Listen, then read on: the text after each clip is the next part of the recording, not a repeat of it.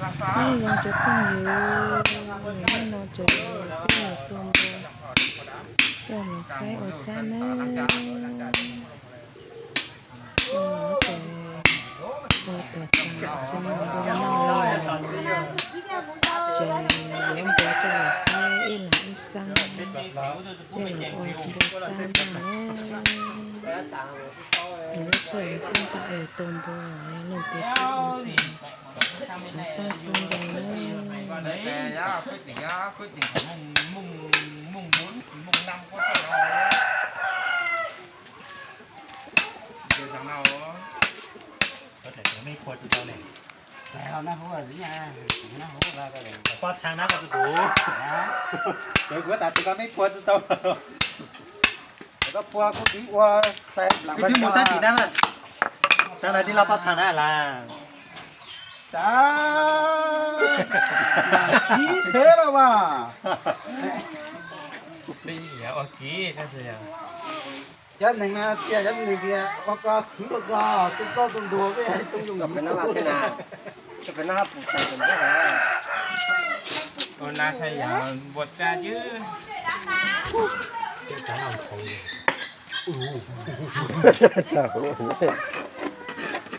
Thế chỉ cho ý giả, chỉ cho hổ khăn này.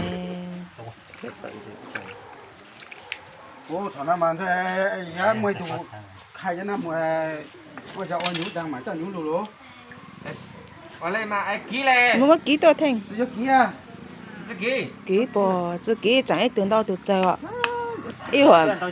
Ý hỏi em bằng nhau, dụ im hỏi bằng nhau chạy rồi. kia Nó nào tí chờ nhiều nào nè. đứa nào cũng chịu nó Có gì mà ký rồi sao? Chịu nào tí chờ tôi giá ký 3.1 ký rồi Mất ký rồi mà. ký là cho thầy mày mê ao tụi lo mê đã ký nào mà mày đặt kia mẹ chờ này đó trả từ sao Trả nhiều, trả xa, trả nhiều rồi. Ê, có gì mà ký rồi mà. Em mà ký nhiên đấy luôn. rồi ký nè Tao này lông má. rồi một trả cho ra Ừ, trả tăng mãi ký. khô này đấy tao lo mất ra Ta sẽ lời lấy cái cho nó tạo ra nó mất được ra phải chi một cái này. Lần tròn nó tạo cái nó. trả ở giá Cái bây giờ trả à? Nó chỉ lo này.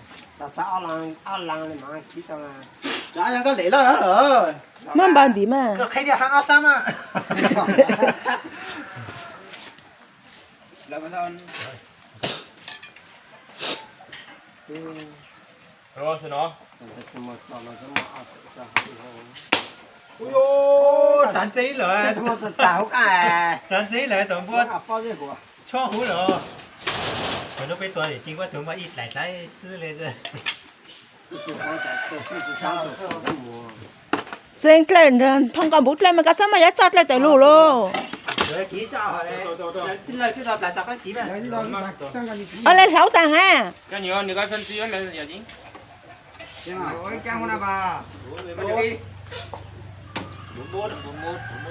này xuống đây Thì bà mua ở chỗ tao mua bà mà. mua là bà